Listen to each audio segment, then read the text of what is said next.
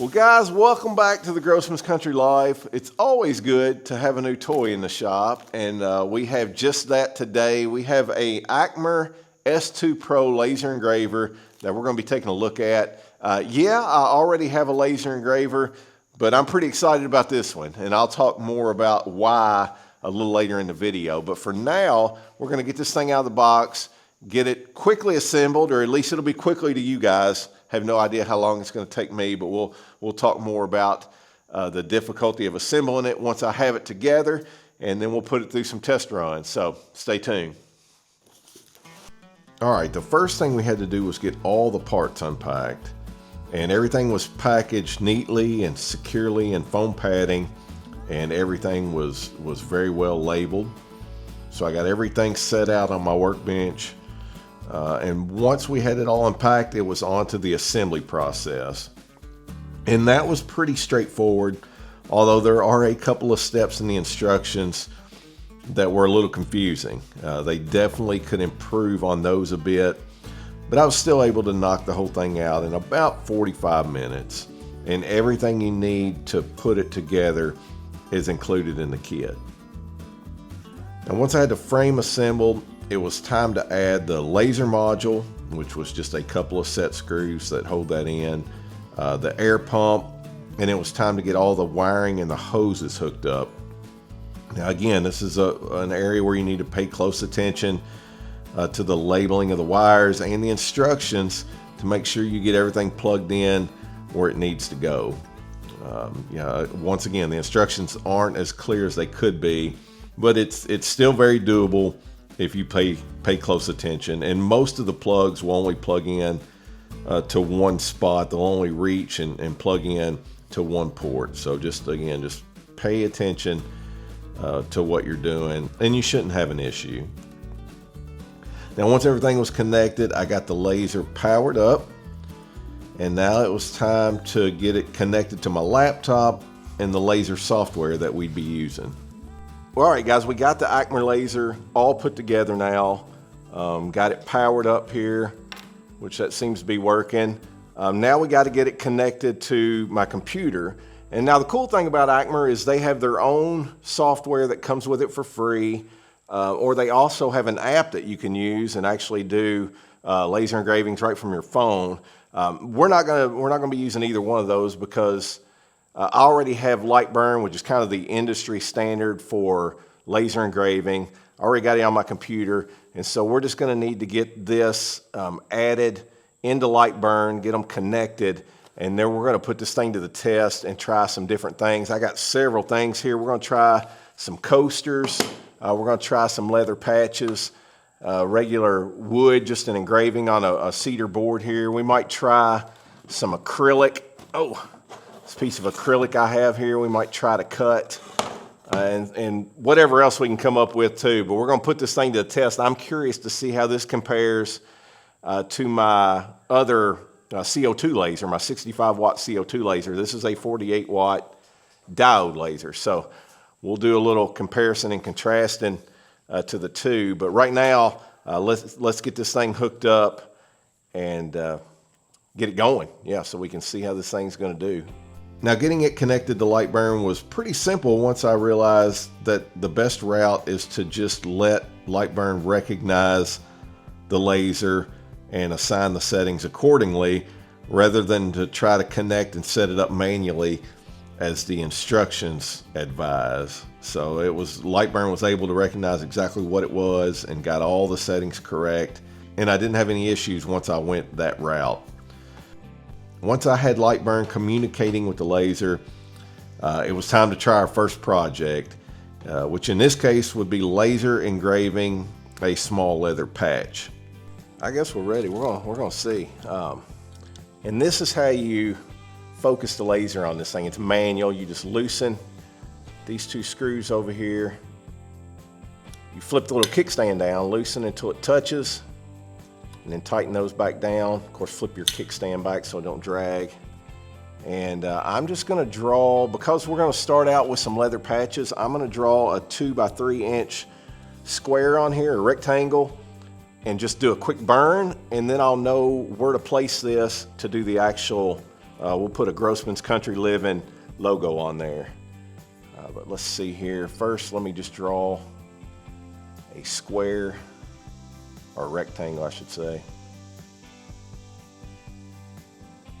Oh, I don't know. Man, I need these in inches. Okay, there we go. So I need it by 3 inches, 2 inches. All right, we're gonna do that line.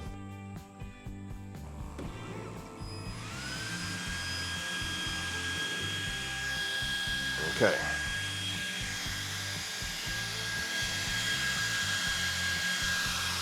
Bang right there.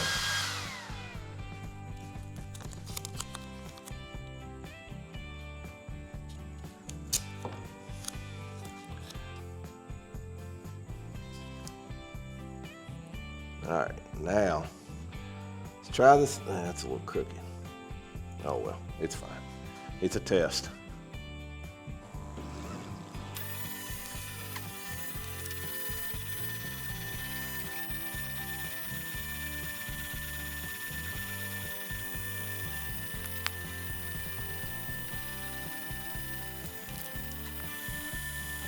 Man, these things really mess with you right here. I ain't kidding. It's like the end of the world. All right. See what we got. See what we got. All right, so that didn't turn out too bad. The extra line is where I had the mistake there. Well, I didn't have it taped down, so that wasn't the laser's fault. And then I got it a little off center, so it came over here into the stitching. But just as far as the engraving itself, that looks pretty good. Maybe just slow it down a touch or add a little more power so it burns in just a touch deeper. But maybe not, I don't know. That looks pretty good. Just needs to be wiped off. You could clean a little bit of that, what little soot it did. But not bad. Let's try a coaster. I guess we'll just do the Grossman's logo on that too. Heck, why not?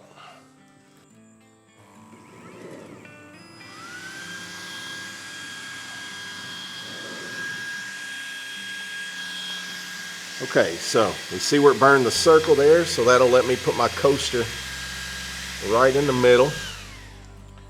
And kind of orient the grain the way I want it.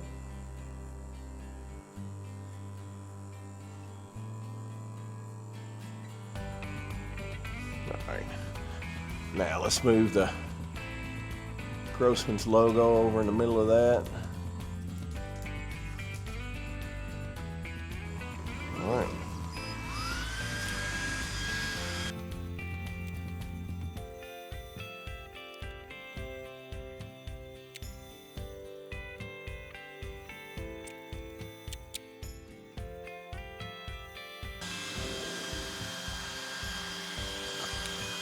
All right.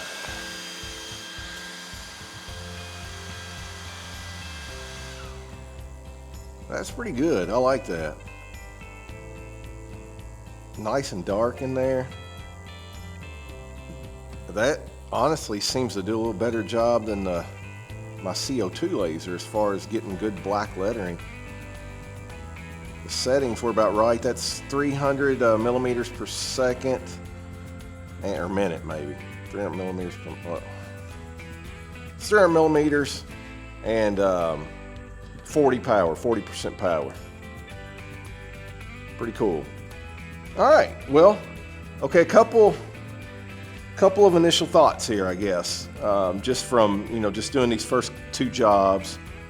What I really liked about this, and the reason I was excited to get it, is because it is so, if you've seen my other laser, the CO2, it is probably close to twice this size. It's all encased, enclosed, heavy. It has to have a water chiller that sits next to it, which is also considerable, basically like a PCU case. So it takes up a lot of space in my basement.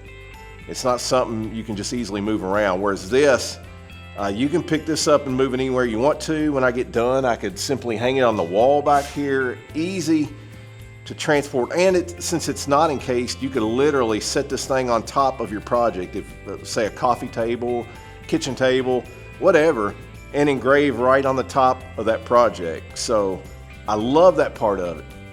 Now, you may have noticed a lot of smoke coming from this thing. That's, I guess, the thing I took for granted on the CO2 encased laser, is all that gets sucked out. It's got a fan and it's poured it out the window of my basement.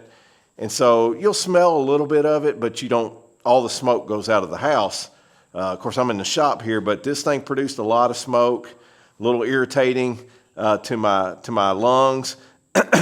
So that's something I'll definitely have to improve ventilation in here, get a fan going when this thing is running. Of course, you don't have the eye protection.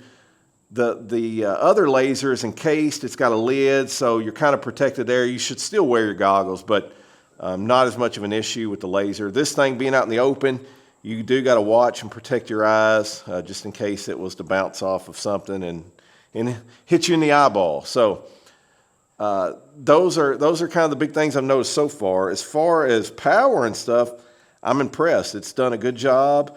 The settings aren't that much different. I've turned the settings up maybe just a touch from my 65 watt carbon or CO2 laser, but it's doing a really good job. Now, we got to put it through more paces and just, a couple little engravings. I want to try to cut some stuff, and we'll definitely get to that. But first impressions, I like it. Like I said, I like the portability of it, but you definitely need a well-ventilated place to work. And yeah, really, that's, I guess, it was a little, the other one was right out of the box, plug and play pretty much. This one, of course, you had to assemble. And I had some issues just trying to get it figured out, getting it powered up, which I think it was just simply a matter of the key. It's got a locking feature, and I think it was just locked. I don't know. I messed around with wires and did different things, and it finally all powered up and seems to be working fine on that end now. So a couple little bugs, I guess, to work out, some things to figure out. Like I said, there is a little bit more to this one, having to assemble it and get that figured out. The instructions are okay.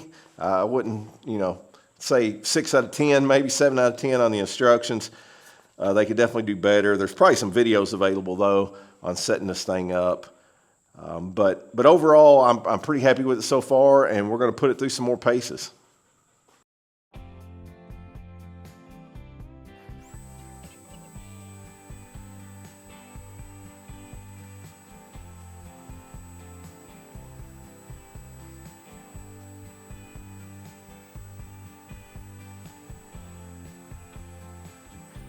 That cut way quicker than I thought, so I'm not sure.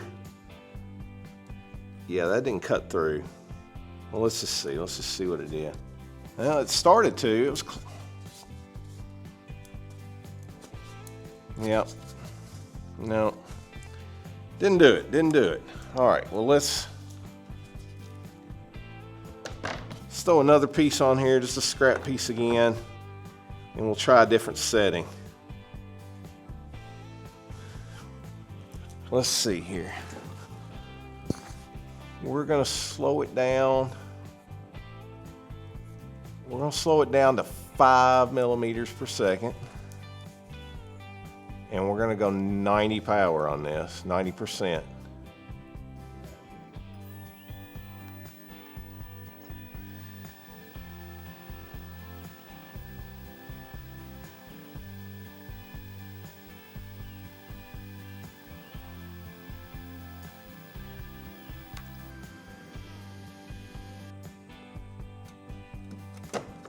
That's close. Oh, I did it. I did it.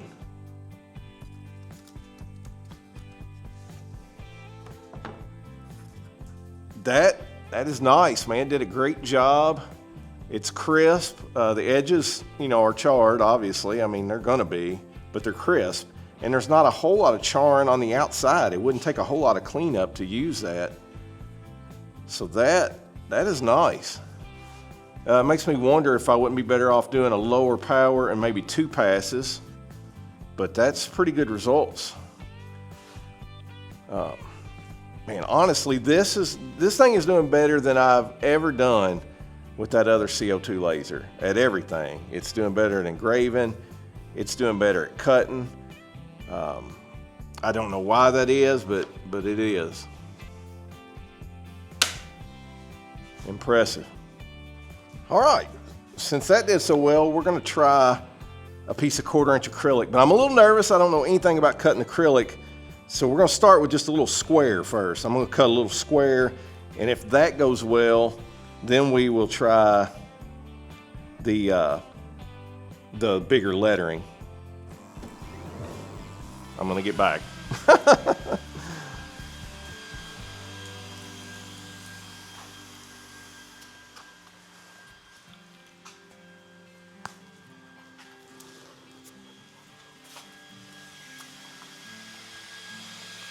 Now that was super quick. That was super quick. And it definitely did some burn. I don't want to, hold on here.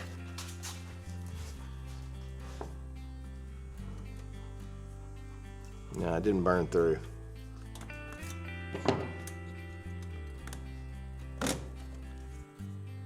Close, but it didn't get there. Yeah, it was real close. All right, well, let's just try, I'm gonna try a little bigger square. Let's try 2 passes.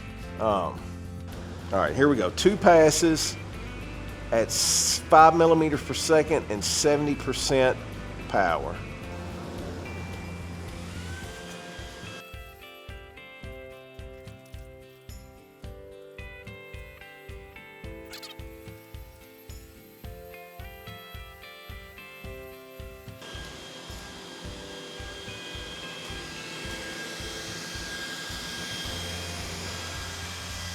All right, let's see if 2 passes got it. It did. Sure did. It's pretty clean. Not bad at all. And that's got a, I think it's got a cover on it.